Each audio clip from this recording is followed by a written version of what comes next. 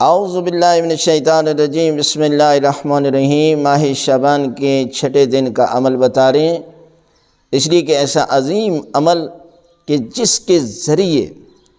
پروردگار آپ کے سارے گناہ معاف کر دے گا اور پروردگار آپ کی عبادت کو قبول کرے گا۔ یہ چھوٹا سا عمل ہے، یہ عمل سارے کے سارے اللہ کے رسول حضرت محمد مصطفیٰ صلی اللہ علیہ وآلہ وسلم کے بتائے ہوئے اعمال ہیں کہ جو شعبان میں بتائے، کہا کہ شعبان میں یہ عمل کرو، اس میں یہ ہے کہ ہمسایوں کے ساتھ اچھا سلوک کرو۔ یہ چھوٹا سا عمل ہے کہ آپ اور ہمسائے کتنے بتائے گئے؟ 40 گھر آگے، 40 پیچھے، 40 دائیں اور 40 بائیں، یہ سارے ہمسائے ہیں۔ ان میں سے کسی ایک کے ساتھ بھی آپ جو ہے وہ اچھائی کریں، اگر ناراض ہیں تو ان کو راضی کرو،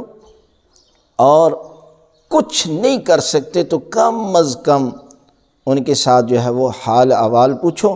سلام کرو، اور مسکرا کر ملنا بھی یہ سب سے بڑا صدقہ ہے۔ اس لیے اور اللہ کے رسول نے تو اتنی تاکید کی کہ ہمسایوں کے متعلق کہ صحابہ کرام کو خوف ہونے لگا کہ ہو سکتا ہے کہ ہمسایوں کو میراث میں بھی حصہ مل جائے، یعنی اتنا بڑی اہمیت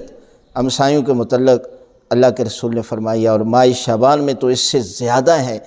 کہ ہم ماہ شعبان میں ہر صورت